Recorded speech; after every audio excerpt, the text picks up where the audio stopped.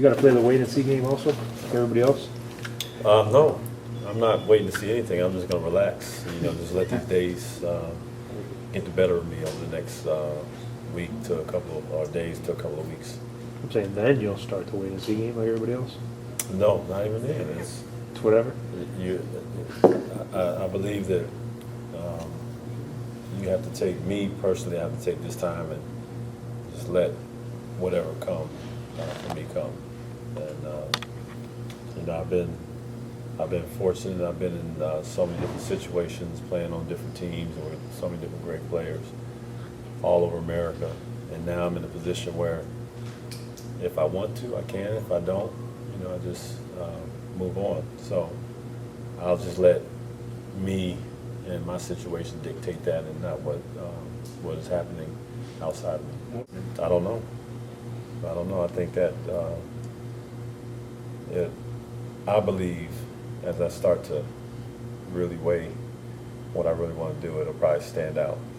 Whatever those main factors are, they'll stand out and they'll stare me in the face, and then I'll move from there. Ray, your heart's telling you what at the moment about whether to play? Do you have any? There you I try. Yeah, you try every time. But Ray, physically you're good to go. I mean, that's not a question. Yeah, and I don't know if it's a gift or a curse, because it's just when you get to a point in your life where you feel like you're on the downside. Because I remember when I went through my career, you're talking about guys that are not even in their prime yet, and they're playing great basketball. Then you get to your prime, and everybody says it, and then they're like, "Well, he's at the end of his career."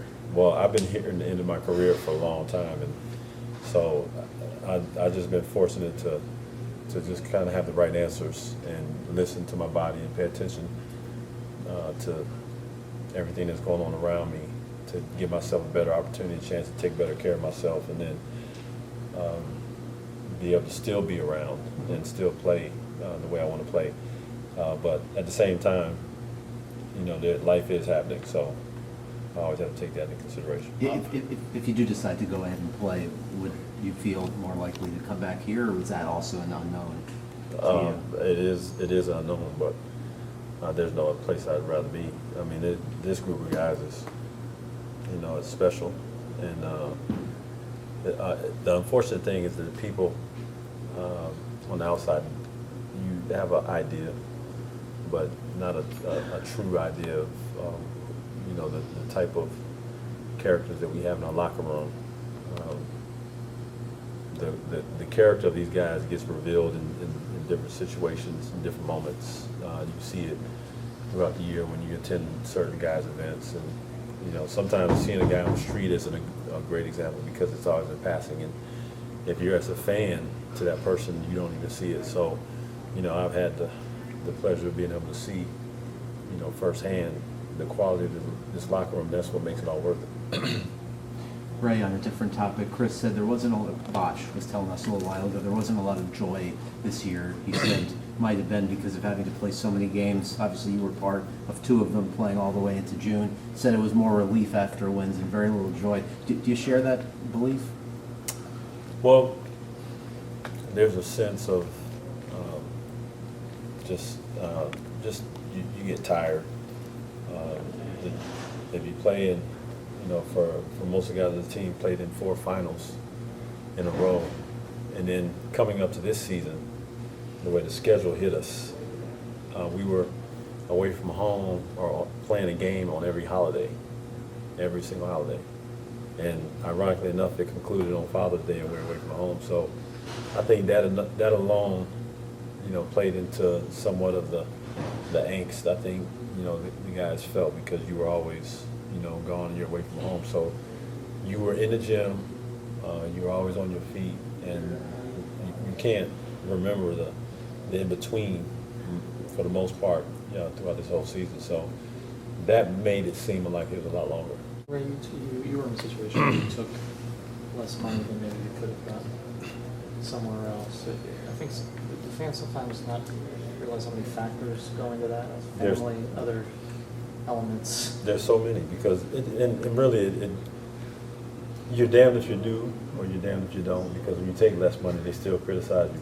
You know, you go for money and they criticize you. So there's so many other factors that come into play, and each individual, as athletes, you understand it, because you have to make a decision that is going to allow you to be happy after you sign that contract. You know, because once you sign a contract, you never think about how much money is coming into your checking account or your savings account every single month. You just ask yourself, are you happy with the team that you signed with? Are you happy with the city that you live in? You know, those are decisions that you have to live with long term, and more importantly, the guys you play with, do you like them and are you happy with them? And so it's a very calculated decision when you go into, if you leave one situation and then go into another one, what exactly are you dealing with?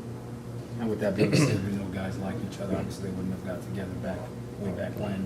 And we know Miami's a great city to live in, so, I mean, why would guys vote without what you're saying? Again, it's easy from the surface to make that assessment, but you just look at, there's 29 other cities in the NBA that have potential, and regardless of whether you like the city or not, the teammates, a certain guy signs on another team, like there's so many different variables that go into play that, you know, you have to consider.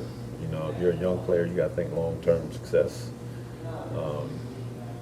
That's, you know, the playing time, like there's so many different variables, and it's not just, you know, you like to think that you can be, you know, this is the ideal situation, but, you know, you start thinking about so many other things. You know, at the end of the day, the one thing as great as Miami is, city-wise, you have to always remember that playing basketball is the ultimate objective, and it's great because we get to live in great weather, and this is an awesome city to live in. But for the most part, we don't partake in living in Miami for the majority of the year, because you are traveling and you're trying to stay off your feet. So I played in Milwaukee.